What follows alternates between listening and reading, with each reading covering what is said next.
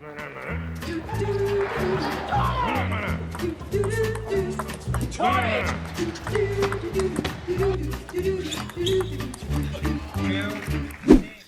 and welcome back to Pek Pong. Today we're going to be talking about the shot that all pros use but nobody really talks about. And that shot is the no spin loop, both forehand and backhand. What is a no spin loop? We kind of have to define it. The no spin loop is a stroke that resembles a loop but uses less spin intentionally. We'll go over the many reasons why it's used by top players and when it's used, as well as how to practice it yourself to start implementing it in your games. So why do pros use the no spin loop? Well, I think there are two main reasons they use it. One is intentionally to mess up the other opponent because the no spin loop is a very different ball. It messes up the timing and spin. And the second reason is because they themselves get caught off guard and revert to a stroke that is safer, a little bit easier to put on, and on top of that, it also makes it harder for the opponent to get back. So that's why they do it, is because it works. As a quick disclaimer, I'd like to mention that I personally like to want to be in position for all my shots and make good, strong, spinny attacks, and only use the no spin loops when I might A, otherwise miss, or B, it would help me to not give up the table position to my opponent, or C, to proactively do it because I know that they might have a lot of trouble with it specifically. So let's go over the forehand technique. And to do this, you should probably have a lot more of an open angle, as it's very hard to lift the ball with no spin if your angle is closed. And so you also want to be a little bit more rigid with the body and kind of carry the ball a lot more through the shot. And I'd also like to mention that this is a spectrum kind of idea, meaning you can go from spinning the ball very much with kind of a closed angle to spinning the ball a little bit less with a more open angle, or even kind of opening the racket, not spinning the ball at all. So it's definitely not an all or nothing kind of shot. It's a spectrum and it varies, and you can toggle how much you want to spin the ball. So on the backhand side, you also want to have the angle a little bit more open, and you kind of want to carry the ball with a bump with less spin. And you can even move the elbow with the shot a little bit, which is terrible technique if you're trying to spin the ball, which is what you want to do if you're trying to spin the ball. You want to rotate around the elbow. But in this case, since we're not trying to spin it so much, you can kind of carry the ball with the elbow. And I think it creates a little bit more consistency in the shot, actually, to do the bump or the no spin loop. And again, this is a bit like a spectrum. If you want to do a heavy loop, you want to keep that racket angle nice and closed, you can spin it a lot, or you can kind of start to open it and get less and less spin the more you want to bump it. Okay, so let's go over the first scenario, and that is when there is a surprise ball to your backhand with no spin or underspin. And this can be great when you're surprised. If you're in position, like I said, I normally want to be, then I try to make a really good spinny attack. But sometimes they catch you off guard. And the two scenarios which happen with this are usually if they flip with their forehand down the line, and it's kind of a knuckleball and it's kind of dead. And if you were to do a normal backhand shot when you're surprised, it might go in the net. So therefore, you kind of open the racket and give them that no spin loop up, because then it helps you get the ball up over the net. The second one is when they cut really heavy to your backhand, and again, you're surprised. Normally I want to be ready for that shot, but you're surprised and you don't want to chop the ball back. So you kind of open that racket like crazy and just lift the ball up. And a lot of good players do this to really good effect, to keep the pressure on the opponent, to keep the offense.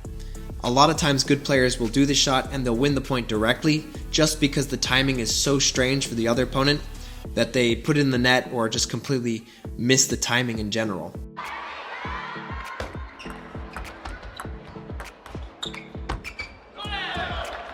So how do we practice this shot?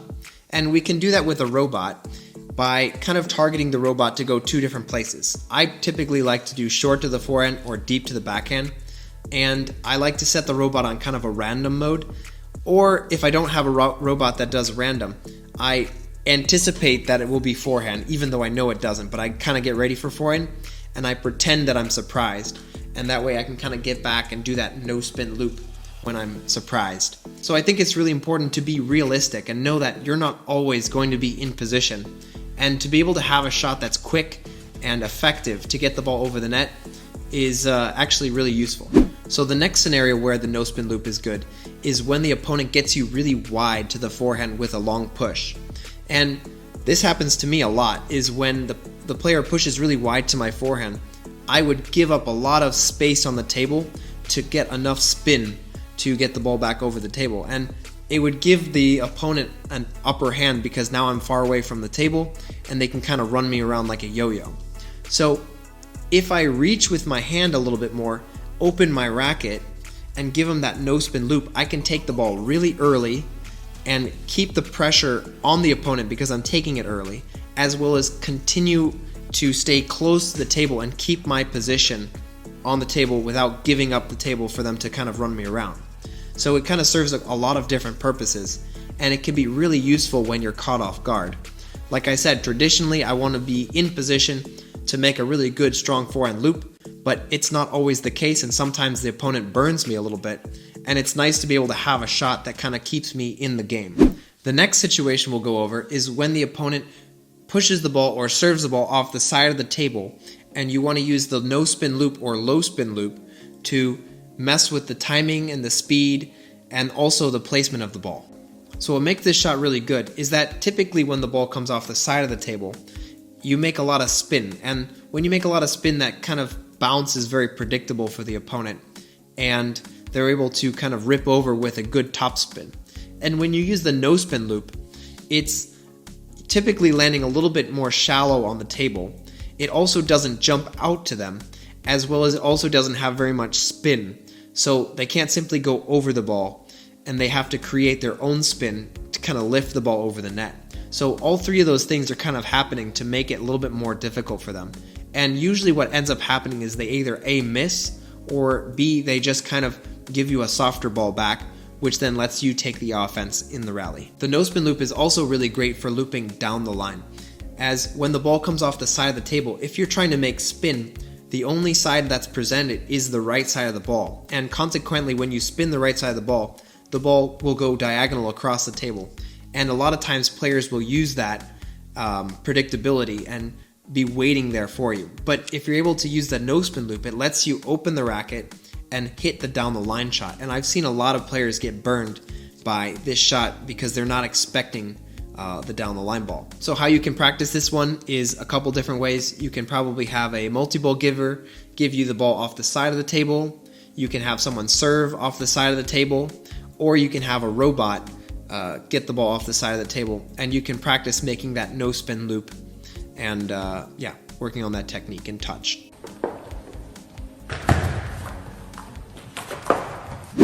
So the last moment that top players use the no spin loop is when they misjudge a medium long ball that has underspin, and at the last second they realize that it's a bit closer than they want it to be, and they kind of bail out on the shot.